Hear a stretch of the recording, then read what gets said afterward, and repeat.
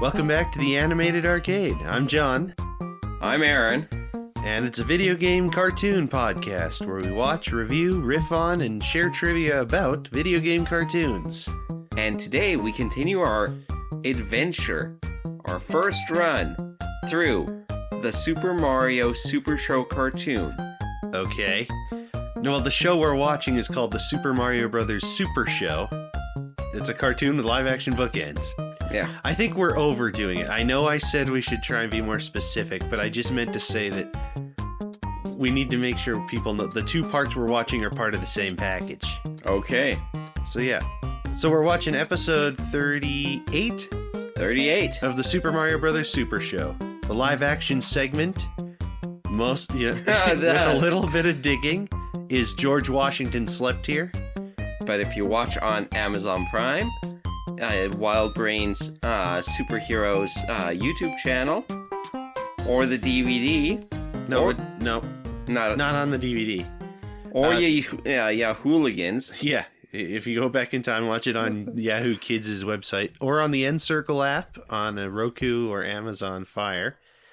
You get Club Mario.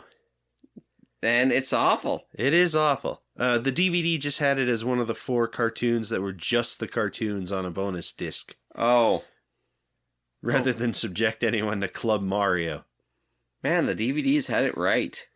Yeah, but the problem, the DVDs also didn't have Susanna Ross and the Sublimes. Yeah. I'd call that a net loss. It is a net loss, but Imagine if there were 4 Club Marios. Oh, gross. So before we get into the real live action segment, do you want to talk about Club Mario a bit, or do you want to save that for the bottom end? Let's talk about Club Mario for a bit. Okay. Hey, paisanos, it's the Super Mario Brothers Super Show! Mario.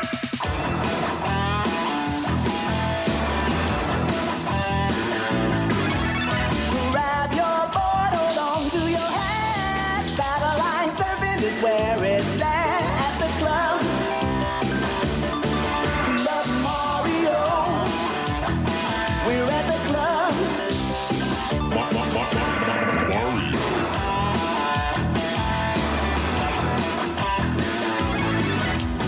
Name any place that you wanna go.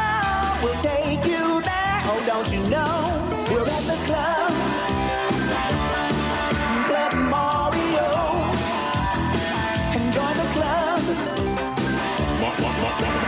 Club Mario.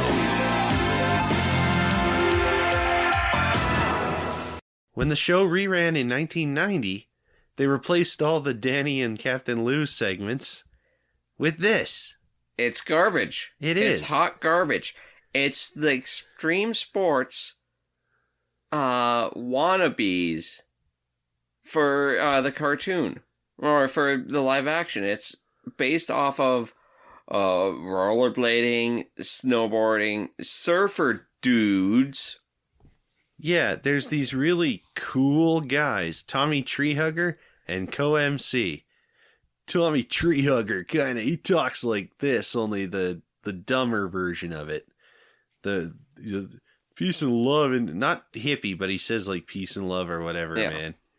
Because, yeah, his name is Tommy Treehugger, so that's the bit. He is a bit of a hippie. But it's more surfer dude, and it's totally bogus. Hey, man. Give me your hand, dude. All right.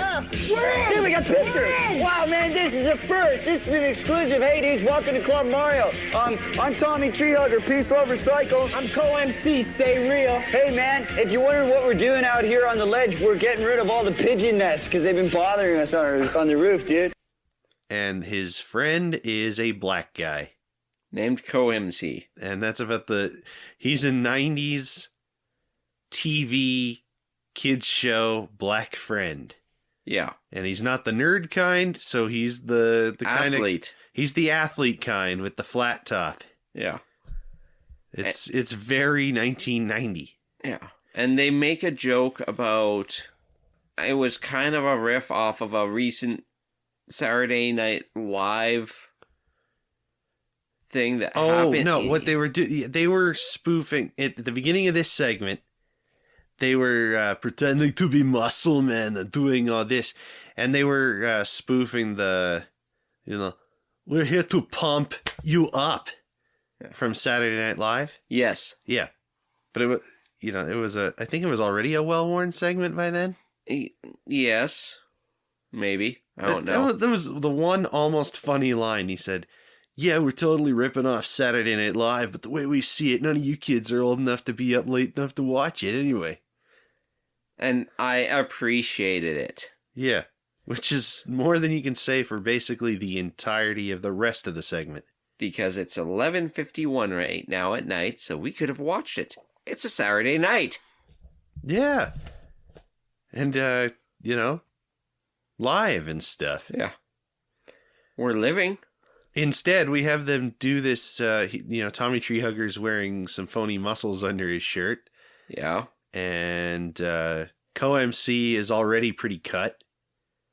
And they talk about something for a minute, and then they show a video of some people rollerblading. And talking about how the rollerblades are the only blades that will keep up with them.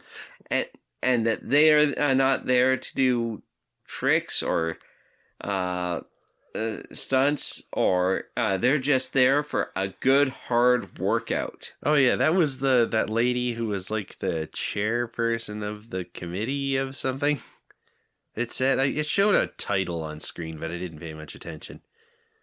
Yeah, it was just a montage of youngish people rollerblading in their spandex neon, not nowhere near as cool as the rollerblade digression in Mighty Morphin Power Rangers the movie. Yeah. Even if this had also cut it to, what's that song? Which song did they use in Mighty Morphin Power Rangers the movie? Free Ride. Come on and take a free ride. That song? Yes. Yeah, they after they skydive for charity, the Power Rangers rollerblade around Angel Grove, set to that music in color-coded Nike wear. Good old-fashioned sponsorships. Aye. Well, it made sense. Yeah. They seem to be doing pretty well for themselves. Why can't the cowboy one have a late place in Tahoe, too? Anyway, I'm not here to do voices. Those voices. No. Specifically.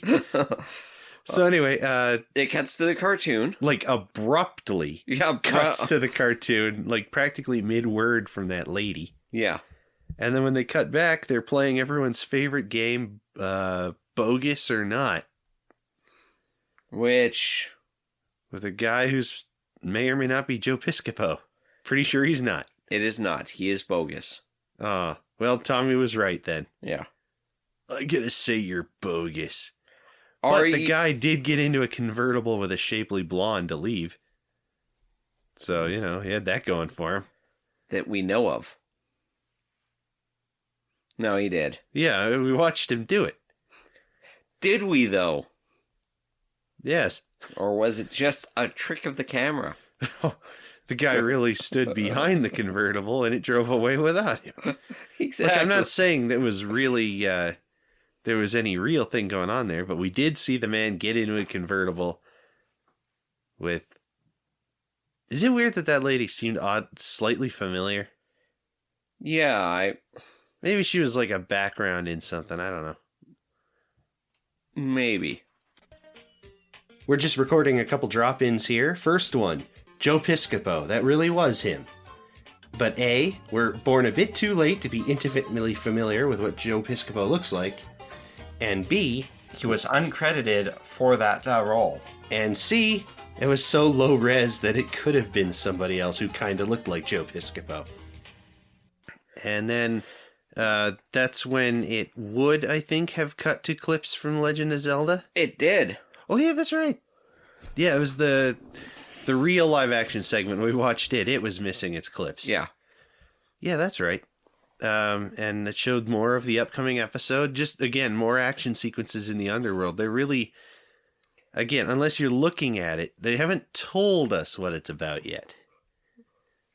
And then we cut back and it's Dr. Know-It-All, Yeah. where they ask a doctor about, in this episode, it's, where's the coolest place on Earth? And he goes, well, it would be Antarctica, where... Yeah. Where in this day, in 1948, they recorded a record low temperature of, whatever it was. And then they cut him off at one point. It's like, wrong, Dr. Know-It-All. Everyone knows it's Club Mario. Yeah. Also, Club Mario is the lamest place on Earth. Yeah. It's pretty weak. It's like Pee-wee's Playhouse put in a 90s blender and with all the flavor cut out. Yeah. But then they all dance. Yeah. So do you want to know who was who? Yeah. So Chris Combs was Tommy Treehugger. So in 1979, he was in one episode of Emergency. Okay. In 1990 to 1991, he was in multiple episodes of the Super Mario Brothers Super Show. Yeah, like 60 or so. Yeah. 92 was an Unlawful Entry. 94 was Midnight Run for Your Life. That's a good name for a band. Yeah. 1994 was also in Reform Schoolgirl. That's a good name for a band, too. Yeah. Are you going to read the whole list, or are you just picking highlights? There's only 2 more to go on the list. Just pick a highlight. In 1996, his last role, he was in Mr. Reliable. So, that's a good almost I hope he was young enough to go back to school. Oh, I don't know. There's not a lot of information on him. And I didn't really care to go searching for even more. No. What about Co-MC? Oh, yes. Co-MC. That is Michael Anthony Rollins. I will only be picking highlights from him, because his list on IMDb is 44 episodes long. Or 44 credits. Okay. And he started with this. This is his jumping on point. The Super Mario Brothers Super Show, Club Mario, is how he got his career start. Nice. I misspoke. He was in one episode of Full House beforehand. Oh, okay. One of Stephanie's interchangeable friends, probably. Comedy Club employee. Scenes deleted. Well, if they knew that he was going to be in Club Mario, they would have kept his scenes. Oh. The Trials of Rosie O'Neill. Rosanna, one episode. Beverly Hills 90210. 6 episodes as Jordan Bonner. Trust me, Is that carefully spelled or carefully pronounced? Bonner. Okay. Total Recall 2070. 22 episodes as Martin Ethrenthal. That's probably all the episodes. Probably. 1 episode of The Famous Jet Jackson. Oh, I remember that show. 1 episode of Earth Final Contact. Flicked. You were correct. It was a conflict. Yeah. Mutant X. Do you remember Mutant X? Yeah. Didn't that have the guy who played Lex Luthor and Lois and Clark in it? I'm pretty sure it did. Yeah. I would have to double check. That's all right. I'm about 90% sure. Just from like seeing the DVD cover at a thrift store. What was his name again? John Shea. I swear I saw it. Yes. Yeah, I thought so. I liked him. I liked him as Lex Luthor in that show. Yeah. I enjoyed Mutant X. I didn't see it. It has a 5.8 on IMDb, but I think it's closer to a 5.9. Well, if you ever become an official critic, you can bump it up a little. Andromeda. I have a soft spot for Andromeda, but I will never watch it again. How many episodes is he in? Or just One. Okay, good. He was in Blade Trinity as Wilson Hale. And let's go with something newer. Chicago PD. One episode of that. Well, that's newer. In 2020, 5 episodes of COVID Chronicles, Life on the Inside. Huh. And I have no idea what that is about. Couldn't find anything, huh? Couldn't find anything. And then he's still active. Last year he was in Carson House, which was a short. He does have a couple producer roles, but I won't go too much into it. Well, that's good. It's nice to see a guy from that era who's still working. Because most of the people who were in the Super Show or Club Mario were on their way out of the business. I would love to do more on Club Mario, but we've taken enough time on Club Mario. Yeah, maybe we'll do like an episode where we watch 3 or 4 Club Marios and talk about them. Can we be extremely drunk for that? Ideally, yes. Okay, but the actual live-action segment that was originally paired with this episode was George Washington Slept Here. We didn't hit this yet. Because we don't have a Club Mario button. Okay, now it's time to get hooked on the brothers.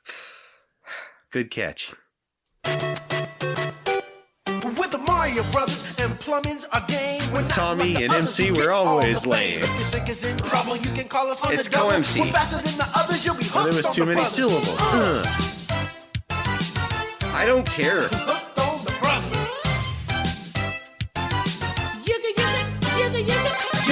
Well, that, my friend, is totally bogus. So, okay, good. Now that we're in the proper segment. So, yeah, basically, on the DVD, the Unzappables was sectioned off by itself, along with the other 4 that have missing or cut live-action segments, one more of which we have yet to cover. And on all streaming platforms, including back in 2003, it had this episode of Club Mario, the only one I've ever seen. I never want to see another one. Uh-huh. But you know what? Maybe for the fans. Well, we'll see. If anyone tells us we have to. Dr. Derp, I better not be reading in your next email that we have to do more Club Mario. Well, we'll see. You know, it's a majority vote. So that would be my tiebreaker. And I can be bought. I'll buy you crisp Sprite. Ooh. Pretty hard to beat. Cherry Sprite. Ugh. Don't poison the well. So the Mario Brothers, they want to open a bed and breakfast. By putting some cushions and doilies on the tub couch? The tub couch, and having a cot in the living room. That's true. Which, to be fair, that does not make a bed and breakfast. No. But it does have amazing access to the subway. It really does. Location. Except for one problem. I don't think the subway actually stops there. At least not close enough for it to be worthwhile. Yeah, so did they just live in this basement apartment that has a literal open wall out into the New York tube system? Yes. Very good. But Luigi rightly points out that no one would be caught dead in a dump like theirs. And Mario has a plan. Yeah. You see, he has a sign that was made up. Made up being the operative words. It says, George Washington slept here. And it has an extra E. Which I don't think they ever call out. Yeah.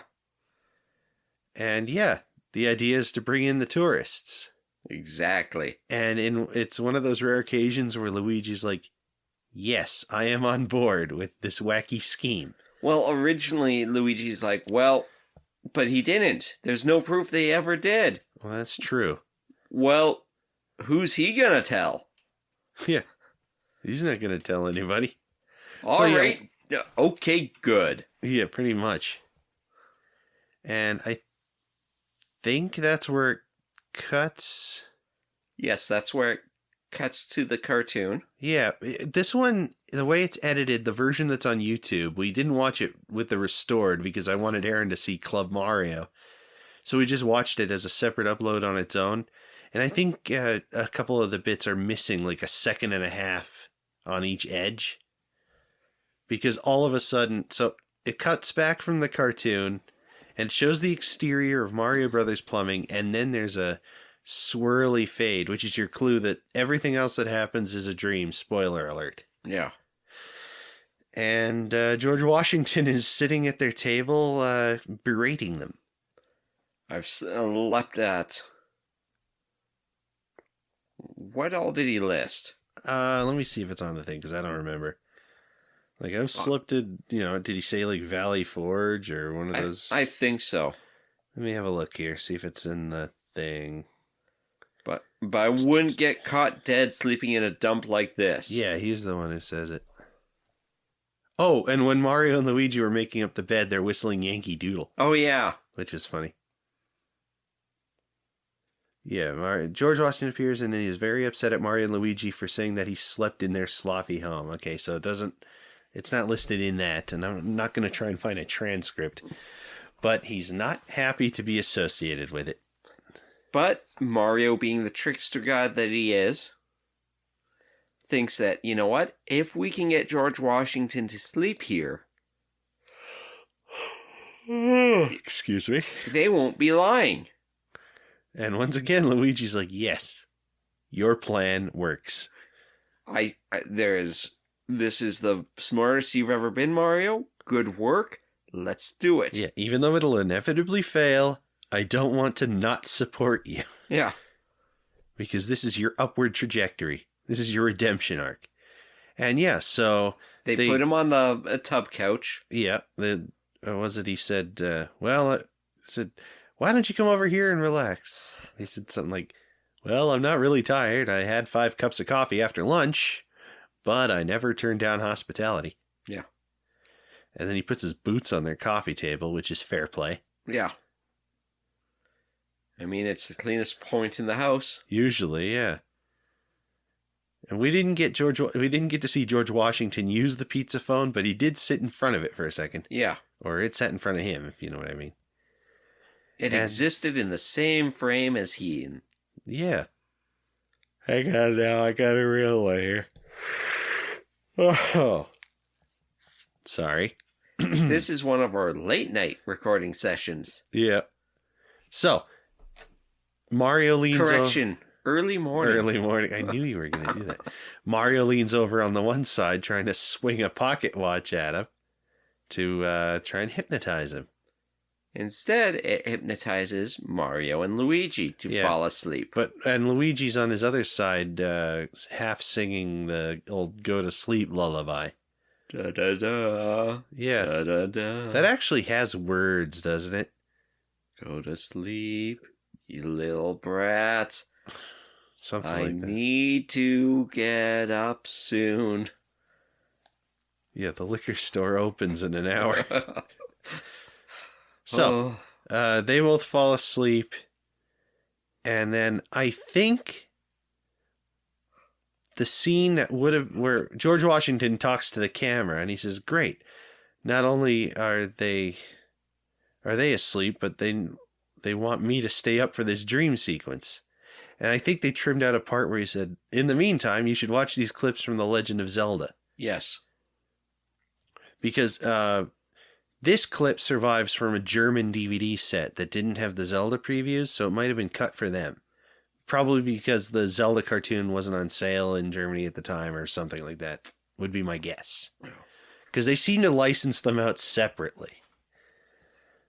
I keep forgetting, on the DVDs of the Shout Factory DVDs I've got, do they show the Zelda clips in those live action segments? I don't know. I don't know if we've watched enough of them. That's another little reminder for me to check.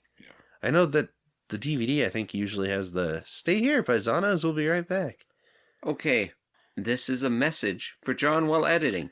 Hey, John, take a 10-minute break, go to your bedroom, open up your DVD player, put in Mario Disc 3, and watch a random episode. Actually, that Disc 3, if Unzappables wasn't sequestered away, it'd probably be on Disc 3. Actually, I think we're into the Volume 2 set. But anyway, that's my guess, and I'll get back to you on that for a regular episode. And another drop in here. I did check the DVD, and they do have the Zelda clips and the commercial break bumpers. So then we get to a dream within a dream in the middle of a fourth wall break. It's very Deadpool in the laundromat. Mario and Luigi are with George Washington, and it's not obvious at first, but they're on a boat in a river, and the river is literally, like on a stage play river with two parallax layers of wavy paper. Yeah. But the boat is the tub, but turned the other way around, so it's an actual tub again. You can't see the holes in it from the other side. Yeah. And Mario and Luigi are wearing their outfits and like mittens and scarves, and Washington's getting them across. What's that river that Washington crossed? The Delaware? Is this the Delaware? Maybe. I don't know. I'm not American. Is it the Rubicon? Anyway, but he the tells North them, Saskatchewan? Yeah. But he tells them that for lying, he's going to make them swim the frozen waters. The last mile of the frozen waters. Yeah. And they start protesting about how they can't swim and it's too cold and they've learned their lesson and give them a second chance, give them 2 second chances. That Luigi will make sure that Mario never lies again. And eventually they wake up because they're whacking each other. They're gesticulating in real life as they're both asleep on the couch. And who should pop in? Whoa, sorry. That's all right. I got one or two. Who should drop in? But a potential client for their new bed and breakfast. Yeah. And when they ask for his name, and he's like, "Oh, it's Washington." George?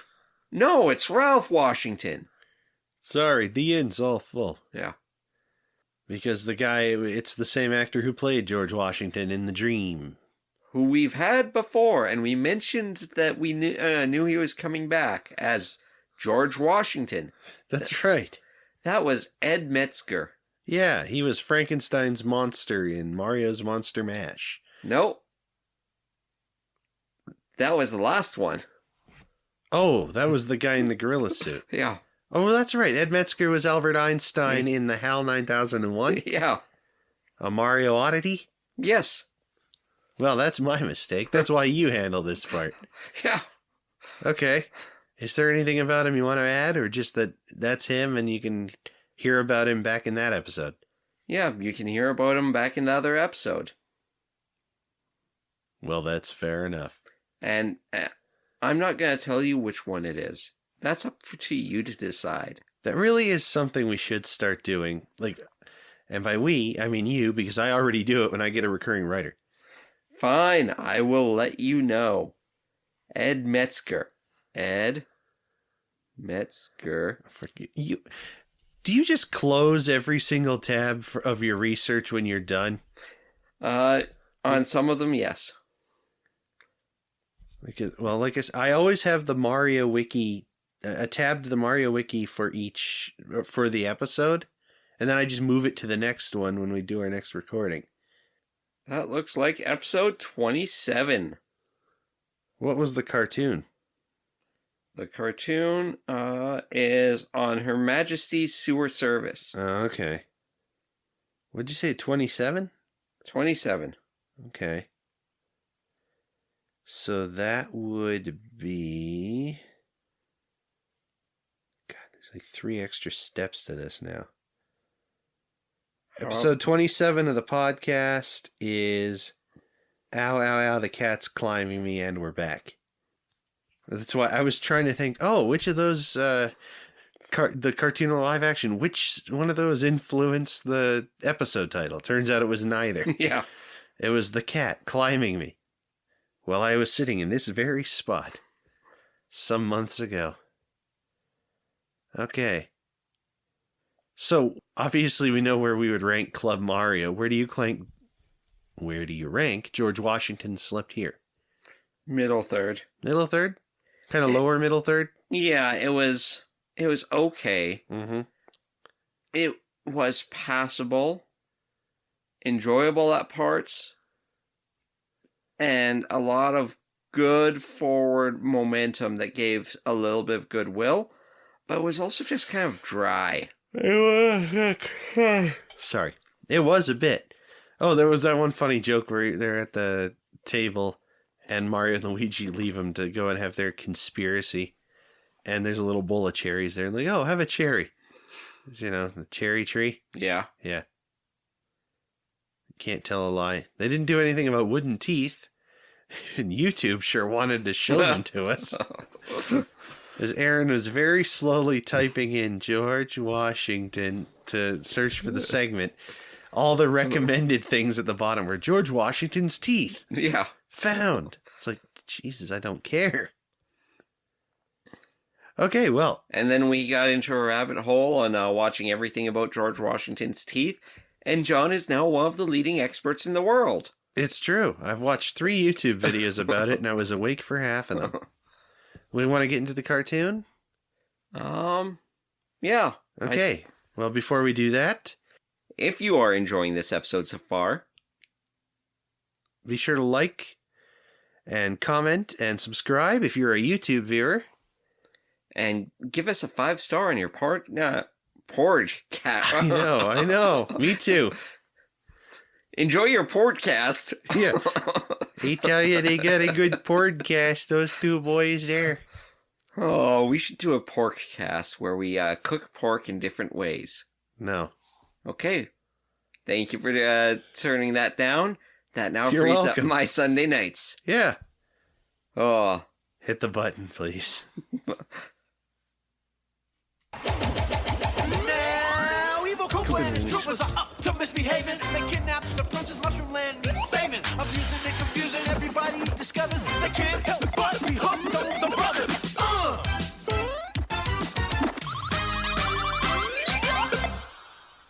Welcome to Crime Land. Yeah. Yeah, we'll be talking about that in a second. So, yeah. The comet... Oh, God help me. The title of this episode... Yeah, okay, so the cartoon this episode is The Unzappables. And it's an interesting one. There's some pauses.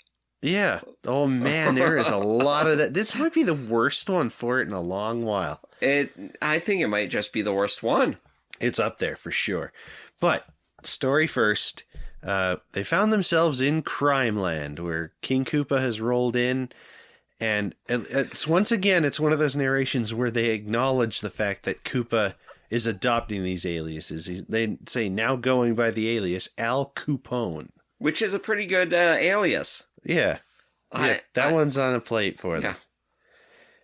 And, the princess says, I don't know why they call this place Crime Land. Seems pretty peaceful to me. As a bank is being robbed. Yeah, we immediately see pinstripe-suited Mouser, Triclide, and a Koopa Troopa all coming out of a bank with bags of gold coins. And I think traditionally it's a violin fiddle case that holds a Tommy gun? But because of these characters' heights, it looks like they're carrying big guitar cases. But anyway, the Mario crew decide to go and stop them and just about get savagely riddled with sniffit bullets because each of those cases has a sniffit in it, which is the shy guy with the little hole in its mask that shoots bullets out. And machine gun sniffits. Yeah.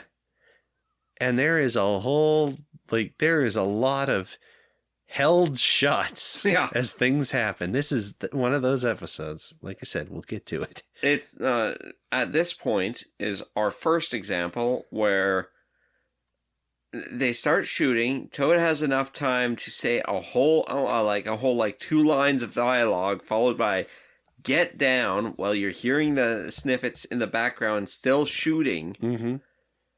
And then they get down and they hold on just... Yeah, there's a Oh, God's sake. Sorry. There's a hilariously long shot of them shooting not quite into the camera, but close to it. That would make a good GIF on its own. And then equally long shots of the crew being ducked under the sniffet bullets. And this goes on for a while until the bad guys finally decide to leave. Yeah. And, but it's, I keep trying to put it off, but it's one of those episodes, every action or every scene has like an extra second of everyone just standing still or looking at each other and back or just not actually doing anything. But they used a lot of filler. Yeah. But like their version of filler isn't like Planet Namek, fake Namek. Yeah. Where things are actually happening, but they aren't. It's just things aren't happening. Yeah, everyone just blinks an extra 2 times or something like that. Yeah. Or the reaction shots get looped twice. You know, someone will gasp, close their mouth, gasp again. That kind of thing. And yeah. Meanwhile, King Koopa has opened up his soda bar, the Koopa Club. Yeah. With 2 Ks. Fortunately, it's not the King Koopa Club. There, I made the joke. We don't have to reference it. And the goons come in with giant piles of round boxes, which are full of gangster fedoras. Yes. Not just any gangster fedoras, because Koopa tells them to put them on, and he shoots his goons. Yeah, he takes out his own sniffet from his own violin case. And the hats are magic and make the goons unzappable. In this case, they make sure not to say bulletproof. But what they are is impervious to weaponry. But yes, they're unzappable. And, of course, he doesn't tell them that that's what they're going to do before he starts shooting at them. And was it Mouser said, now he tells us. We should be fuller than... Yeah, we should have more holes than Swiss cheese. Whatever that accent Mouser has. Oh, yeah, also, long and awaited return of Mouser. Yeah. Like, we haven't had Mouser probably since maybe Robo Koopa? Or Koopenstein? We watched Robo Koopa? I meant Koopenstein. Okay, yeah. Because remember that had a robot Koopa Troopa. Yeah. Yeah, I meant Koopenstein. Was that the last time we had Mouser? I think probably maybe. Not. I don't know. That's his last most prominent one. But anyway...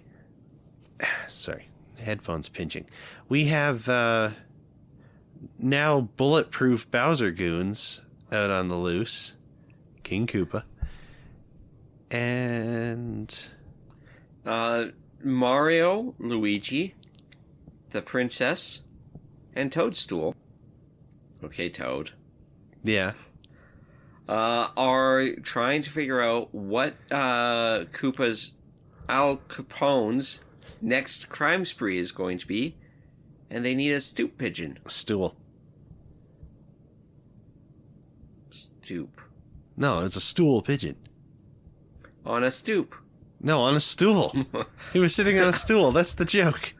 I don't know if you're... The stoop was on a stool. The stool was on a stoop. No, it wasn't. You sure? It was in an alley. Is in an alley a stoop? No, I thought a stoop was like the low steps at the front of a brownstone.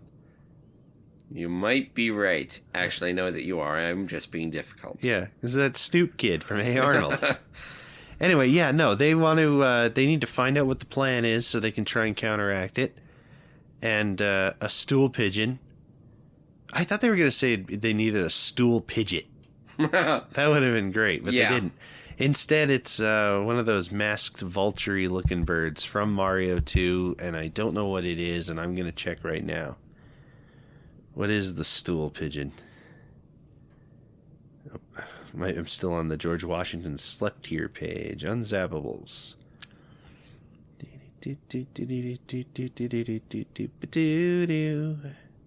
Gangster supply store. That's where the hats came from. So there's a store that just sells hats that make you bulletproof. Oh. I guess in a crime-ridden hellhole, it makes sense. Yeah, stool pigeon. Oh, he's a tweeter. Okay. Yeah. Anyway, he needs a little encouragement to tell them, and Toad gives him a literal bag of chicken feed. Yeah. And he appreciates the irony of the situation. He says, chicken feed. But seeing as I'm a boy, I'll take it. And he tells them that they're going to rob the first mushroom bank. And we got to said bank. And it's being robbed. Yeah, some mushroom people are just waiting in line. Depositing their bags of money. Yeah, remember in the new Mario movie where they actually hit the coin blocks to withdraw their coins from the bank? Yeah. It's kind of like that. And if you're going to be carrying around gold coins, it's in a bag with a $sign on it. Especially if you're waiting to get robbed. If you live in crime land, you carry all your valuables in a bag so that when the gangsters show up, you can just hand them the bag and keep walking.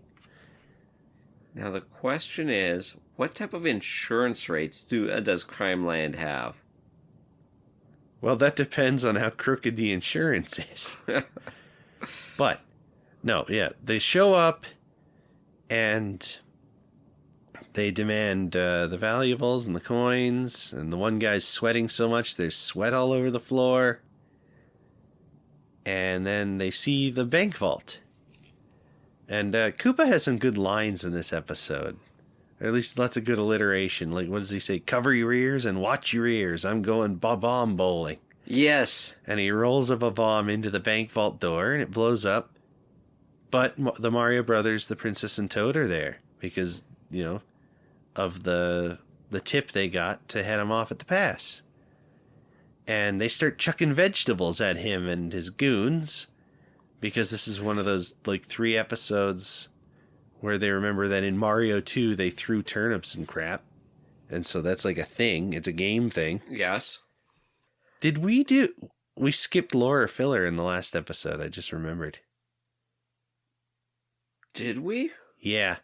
No, we talked about it. Well, I think we talked about how we were going to talk about it in lore or filler. Oh. Well, last episode was lore. Yeah, last episode was lore. Very much lore. It fits all the criteria that I usually use. Okay. This episode, on the other hand, it's got them throwing vegetables. And, hang on, I'm sorry. I'm all dried out. My cat pills are wearing off. Okay. The vegetables harmlessly bounce off these guys. And that might not seem out of the ordinary. Because, if a guy threw a head of lettuce at me, I would be annoyed, but I wouldn't be hurt. But because it's the Mario characters, that actually would hurt them normally, but they bounce off because, as Toad eloquently puts it, they're unzappable.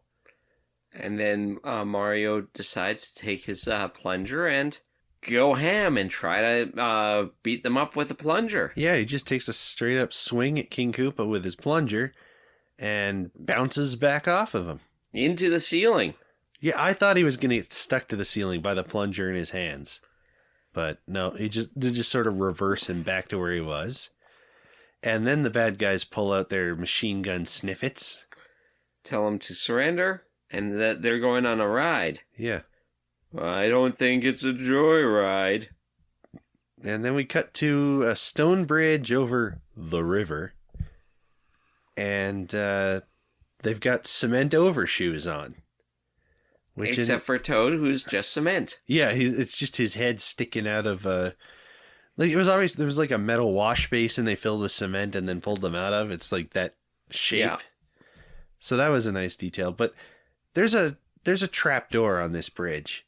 Now, is it there because it's crime land? Or was it already there for some inexplicable purpose? Or is it just because they were sick of gangsters having to throw people over the side of the bridge? Or what did it used to be a maintenance hatch? After Crime Land took over, Al Koopone decide that, hey, you know what? We don't need to maintain this bridge anymore. Let's make this hatch into a trapdoor and bury as many people into the sea as possible. Maybe. I beg your pardon. Maybe. Yeah, I know. I'm really drying up. But no.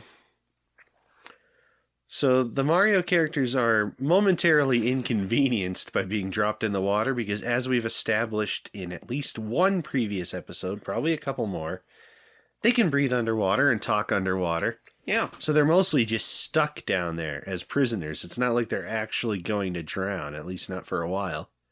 Yeah, they have at least like 10 minutes of air. Yeah. You got exactly 17 minutes. But they... Sorry, I'm trying not to start all my sentences with but, when I break from a topic. So we get to the... Because it... slowly getting down, and there is a Starman right beside Mario. Yeah, there's a glowing thing right next to Mario's feet, fortunately, and there's just a Starman. Like, okay, in the pirate one, it circled Mario's head, or Toad's head, after he got hit. In the... The pirate one was the bird's head, wasn't it? It was the bird's head, but it chucked Mario the star or something.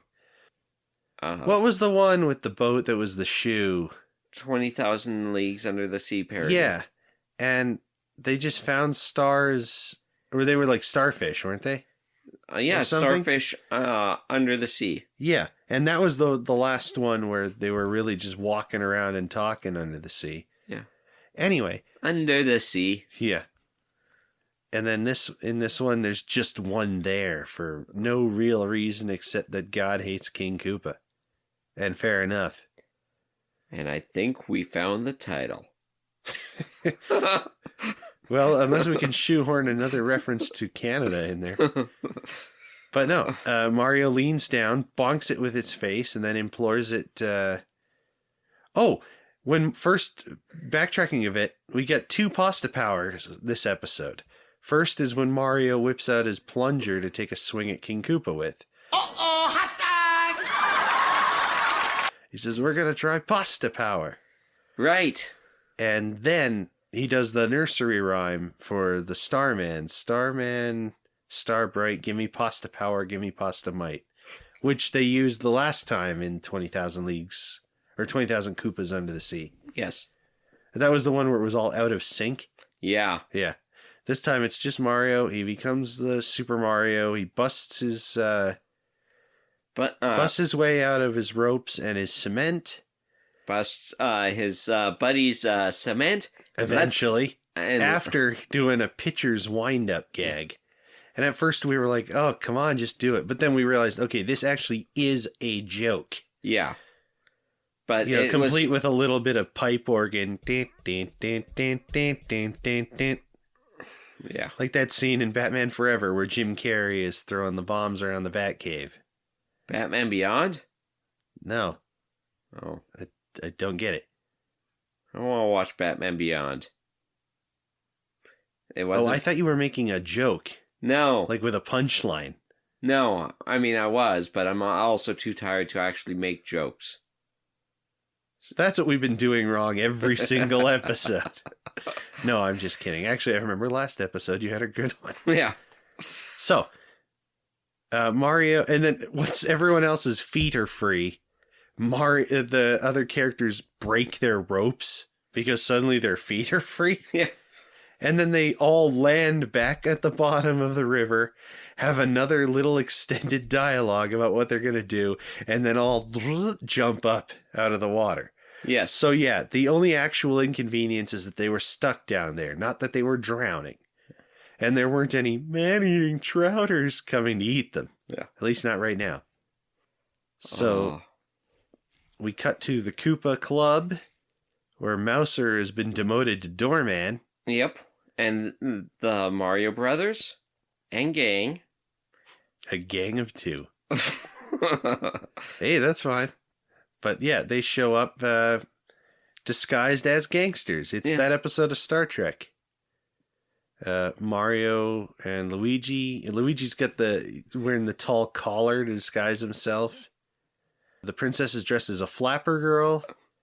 And Toad he looks like a Baker Street irregular. Well, no, he's a street tough with one of those Andy Cap hats. Yeah. You know, Mouser's willing to let him in if they know the password, and none of them do it. No. But Mouser gives them the password anyways. Because he's tired of waiting for them to figure it out. Yeah. What was it? Something meatballs? Cheese balls. Oh, yes, cheese balls. Yeah. And then, yeah, they say it as if they just remembered it. He lets them in. Then Mouser looks right at the camera and he's like, boy, some people sure are stupid. The Mario Kart. Good work. The Mario characters head for the coat room where the hats are all being checked because all the gangsters are leaving their bulletproof magical hats behind there. Including Koopa. Yeah. That was a little weird. And they tie up the little Koopa Troopa who's guarding the door. They put on some of the magical hats, and it's a raid. Yeah. And this is where we get our cover song. Which was bad. I thought it was all right. No, it was Beat It. Yes. Yeah, it's a cover of Beat It by Michael Jackson. I think sung by the lady who sang the cover of Thriller in Count Cupula. We'll play a little snippet of it right here. Special thanks as always to the Super Mario Bros. Super HQ channel on YouTube. Link in the description below.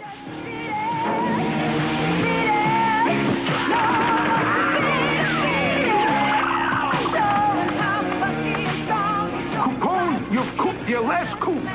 Not yet, Pastapus. I still have one coop left up my sleeve. Yeah, that was definitely Beat It and not bad. Yeah. No, it was pretty good. I think it's better than not bad. Oh. So, yeah, there's a pretty decent little shootout fight scene. They're chucking the vegetables again. And none of the henchmen are able to grab their quote-unquote guns. The sniffet bullets are just dropping down at the feet of the Mario Brothers and gang. That's right. It's like when Neo becomes the one and he stops all the bullets and then they all... Instead of bouncing off them like they did the Koopa Goons, they're just stomping and going straight down. It's a nice effect. Yeah. Nice and non-threatening for the kids. And you got the Princess Toadstool goes behind the soda bar and grabs the hose and uses that to knock the table away that Koopa's been hiding behind. And he's surrounded. Looks like they're actually going to capture King Koopa again. Until he uses another magic potion. Yep, he pulls it out from under his sleeve. It's not a bomb, it's a potion, but it's green instead of pink, but whatever. And it opens a door, he jumps through it, and the door disappears.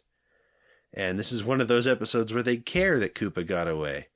I always go back to the fucking... crud. Oh, well, it's only one. I always go back to the wedding episode where they just leave him there. Yeah. It's like, maybe that episode, that castle was in like his actual territory that he legitimately owns. It's not spelled out, but I mean, you know what I mean. So what you're saying is it's in World 8. In that episode, they actually gained land. No, because he was still there. They didn't depose him. But he got away. He ran away. No, not in the wedding episode. Oh, they right. just left him there, covered in cake. There was an iris out closed on him. Right. Yeah. Yeah, that was his, that wedding cake facial, that unfortunate bit of that stuff. Yeah. So that's the Unzappables. It's another city episode, but I think it's easily my favorite city episode. Yeah. And it was mushroom people. Yes, that helps a lot. It wasn't fake people or real people. It wasn't... James Blonde. Yeah. And it wasn't Sherlock Holmes. Yeah. Which at least in that one, Sherlock Holmes or Herlock Soames or whatever, he was like the only human in that episode. Yeah. But there was no reason to believe the rest of them weren't. Yeah. But no, this one, I liked it. It had an interesting, idea. It made the most of that genre. Like, it wasn't... The name is a spoof on the Untouchables, but it's not like a beat for beat thing about the story and the characters. It's just, it's a gangster thing. Yes. And, if there hadn't been so many weird animation stalls, it would have actually had some energy. Yeah. Now, I think this is one of those good story told badly episodes, or at least told poorly, if there's a distinction there. Oh, that's your foot. Yeah. I'll move it. No, that's okay. But yeah, I think it was good animation, poorly timed. I didn't see much in the way of mistakes. No. Just the timing was off. Whoever was holding the stopwatch next to the storyboards was not paying attention. No. All right. So yeah, pasta power count is up to 18. First time it's gone up since episode 26 it was. So we'll get into the cast. Captain Lou Albano as Mario. Danny Wells as Luigi. Jeannie Elias as Princess Toadstool. John Stalker as Toad, Mouser, Koopa Troopa, and Man. Okay. I'm assuming it was the sweating guy, because he was like, "Ugh." And you got Harvey Atkin as Al Koopone and Triclyde. And it does not say who voiced the stool pigeon, but I'm guessing John Stalker. Probably. He usually voices those sorts of roles. And the writer is another returning writer, good old Perry Martin. This is number 4 for him. Good. He's got a couple more super shows, and then I think it's, a couple threes, a couple worlds. So he previously wrote King Mario of Cramelot, Adventures of Sherlock Mario, and Mario Meets Koopzilla, and Koopa Claus. I'm sorry, this is his 5th. And that was written with Jack Olesker, was Koopa Claus. So he wrote one of the previous City episodes. Technically 2 if we count Koopzilla, but that was another one full of mushroom people. Yes. So, 2 City episodes. This is his 3rd City episode, so he's got a type. And it's not one that we can appreciate. No. I mean, this one was probably, like you said, the best City episode. Yeah. Still not great. No. All right. Lore or filler? Filler. Yeah. Yeah, it's filler. It's not the trash that needs to be taken out. No, it does some interesting things mixing the Mario iconography with the gangster junk. Yeah. And the vegetables almost bring it to lore, but if they had been giant cartoon turnips with faces on them. Yeah. Instead of, no, these are just eggplants and heads of lettuce and tomatoes. Yeah. Like there's the actual vegetables that they throw, which are giant turnips. Can you believe that some people call them tomatoes? Yes. Oh. So, ratings. 5 extra seconds. I got you. Out of a possible 10. Fair enough. Yeah, I don't know. I talked up its positive points, but for me, this is like a 4. This is 4 magical hats out of a possible 10. It's letter time. Hey, it's mailbag time again. We got some comments and we have another email. So let's get right to it. All right, let's start off with the comments. Starting with Cole. Here we go with a question. What Super Mario Zelda power up would you like to have access to? How would you use it to make your life, a daily life better? I want the hat from Super Mario Odyssey. Oh, like Cappy the hat? Yeah. Yeah, that could be interesting. Just being able to throw it and take, okay, I don't have the keys to the car, but I have my hat. There you go. Oh. That's a good idea. And this was a Spotify comment specifically. Yes. Let's see. That's a good one. I should have thought about it a little before. I would like to I guess, trying to think of which flying power-up would I like best. The raccoon tail or the, Glider from Zelda, Breath of the Wild. Oh, yeah. But you gotta be able to land after a long fall with that thing, too. Yeah. Yeah, that's right. Okay, I'll pick a Zelda power-up. And let's go classic series. The map. The map. Good thinking. Go out to the glove box and get the map. How about the... Let's see, a bow and arrow that shoots an arrow for every $1 in my bank account. That's pretty good. So you'd Some be able to weeks. shoot $2. Yeah. If I had a nickel. Or I could get a... Ooh, the hook shot. Be like Batman. The bracers of strength, be able to carry 3 times as much water. Yeah. I think, yeah, it was the gold gauntlets / the power gloves / the strength bracelet, whatever. Yeah. Any of those. But actually, I think, in all honesty, it would probably be... Yeah, let's go with the strength-enhancing armwear. Okay. Whatever it ends up being. So, yeah. And how would I make it improve my daily life? Like you said, it would make delivering water a lot easier. All right, I had to... Maybe I wouldn't have tennis elbow in this arm anymore. Oh. Or maybe I'd just have a whole lot more.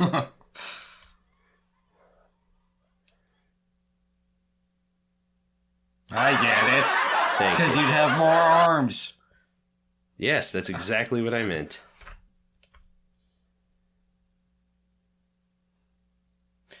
How do those strength things grow you more arms anyways? To answer that, we'd have to talk about parallel universes. All right, we had another Spotify comment, I believe, from our friend Mike. No copyright here, so if you did get struck, I want to know, because then I can follow up too. My favorite costume as a kid was a homemade Ninja Turtle costume. My aunt made the shell like a backpack to help haul my candy. Felt like such a bad bleep at 5. Ha ha ha. No, that sounds pretty epic. Send us a picture if you got one. And I'll send you a picture of me in my favorite costume of all time, which was the White Ranger. 2 years in a row. 1 year as regular Tommy and 1 year as the ninja one. What was yours? The very, very Yeah. inappropriate for the time Captain Asbestos. No, Captain Anthrax. Anthrax. During the Anthrax scare of 2021? 2001. 2001. If you're dressing up as Captain Anthrax in 2021, we're gonna have a long talk about this, and also stop hitting the desk. Get your knee away from where it's pressed. Thank you. But anyway, yeah, no. Also, no, there was no copyright strike from us featuring the song in our last episode. Instead, we got a copyright notice for having that clip of the Jellyfish song, Ignorance is Bliss, but it was worth it. Yeah. If we expose even one person to that song, that's good. All right, and then there was a YouTube comment, I believe? There was not. Wait. From Linola Cola? You know what? There probably was. You're absolutely right. There was. But first, from Super Luigi 64, Ignorance is Bliss is an absolute classic. I just had to read that because, we just talked about Ignorance is Bliss, and John also agrees with John. I like the way Snrub thinks. But Linola Cola commented, "Can't be lost in the sauce if there's no sauce to be lost in." Which is a good name for a bad romance book. Lost in the sauce? Or the whole thing? Can't be lost in the sauce if there's no sauce to be lost in. Okay, Lost in the Sauce is a better romance book title. Or no sauce to be lost in. Oh. All right. And you want to move on to our email? Yes. As long as it covers Club Mario. It does. Well, actually, it might not. I haven't proofread it, so... Well, Okay. I'll stay right here while you proofread it. Thank you. All right. We got an email from Dr. Derp. The Unzappables / George Washington slept here, or did George Washington get paid overtime for being a dream sequence and a ghost? Good day, John and Aaron. It's time to get cracking. Something's afoot in the Mushroom Kingdom today. Let's check in on the plumbers. Thoughts on George Washington slept here? Mario was ahead of his time, if you think about it, investing in Airbnb about 3 decades too early. At that time, it was just called B&B. Yeah, it literally is a B&B. Huh. He's even got the search-optimized hyperbole down to a T. Too bad George Washington himself ain't having none of it. This really doesn't have anywhere interesting to go once the kooky premise is established and the cartoon is done. You'd think they'd go with an angle where George pesters the potential guests with, actuallys, but alas, they pivot instead to the bros trying to trick George into sleeping there, and it's not really all that entertaining. Once again, Danny Wells saves what... Excuse me. Once again, Danny Wells saves what could have easily been a stinker. Surreal imagery of the Marios and George crossing the Delaware, it was the Delaware, in a bathtub help in the artistry department at least, but I'm still not terribly impressed. Maybe if the sketch was written around a dream about George Washington that convinces them not to lie, it would be more entertaining. But with both the dream sequence and the ghost George, it comes off as needlessly convoluted. I'll applaud it for being interesting, which is more interesting than I can say for the average rapper, but it's mid-third tier at best, or mid-third at best for me. Now I'm going to pause there because it wasn't a real ghost, it was a dream within a dream, wasn't it? I Because thought it was they wake up on the couch and where they're met by that Frank Washington or whatever. Yeah. Now maybe that's just our base level understanding of it. Yeah, I thought it was a dream within a dream type thing. But anyway, I could be wrong. Either way, we do agree with your thoughts about the quality. It's just kind of there. But it's not objectionable like Cher's Poochie.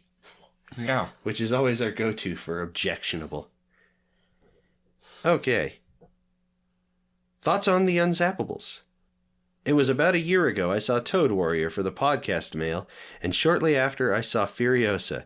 It was around the same time that I saw the Unstoppables for the first time, and it took a year for us to catch up to the Mario cartoon parody. It's not. It's the Untouchables. Go figure. Unless it is. I don't know what the Unstoppables is, do you? I do not. Okay. Right off the bat, I cackled at the visual gag of the Sniffets hiding in the violin cases. I guess the alternative would have been those coin purse enemies from Super Mario 64. Koopa's alias of Al Koopone is also pretty tasteful compared to some of his past aliases.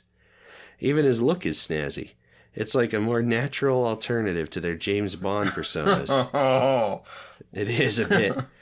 And yet the image of a cigar-chomping Koopa makes me chortle. Chortle at that turtle.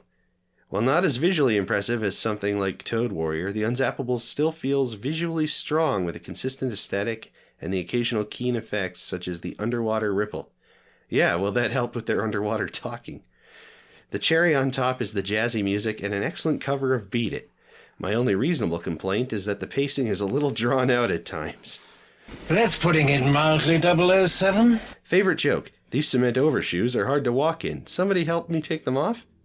Also, while not a joke, I appreciate let's stash this cash and dash. Yeah, that was, what was the one we mentioned in the episode? The cover your ears and watch your rears? Yes. Which doesn't work so well with my diction, but you get the idea. As well as the eye-rollingly predictable visual gag with the stool pigeon. Yeah, well, Aaron was expecting a stoop. Seeing Koopa cower during the final shootout, and of course the gag with Mouser the Bouncer and his password. Unintentional foreshadowing. We actually get a lot this time around. Mario's Zoot Suit look recalls his New Donk City swag in Super Mario Odyssey. Also, Koopa's Ba-Bomb Bowling recalls the minigame of the same name from Super Mario 64 DS. Also, the imagery of Koopa being punted into the distance recalls both Super Smash Bros. And Team Rocket blasting off again. Finally, Mario's fireball pitch naturally brings to mind the Mario baseball games. 65 to date. Updated top 5? I knew the Unzappables was a solid watch going in, but I was a little caught off guard by how top tier it is, landing nearly neatly between Toad Warrior and Doppelganger. Question of the week. If you could become unzappable by wearing an article of clothing, what would it be? I'll have to settle with my trusty giant baseball cap.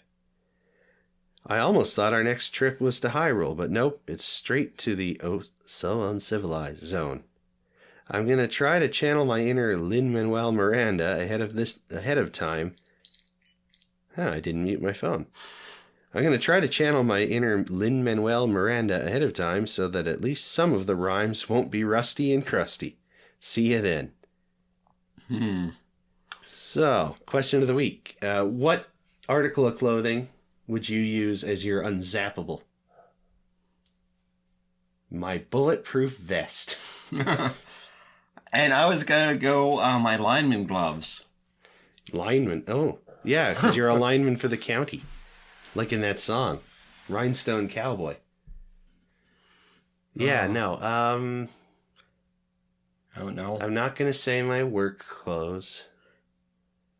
Ooh, my Fifth Doctor hat. My one Mario sock. Oh. But only if it's joined by the Luigi sock as well. Well, there you go. It's like the two halves of the amulet.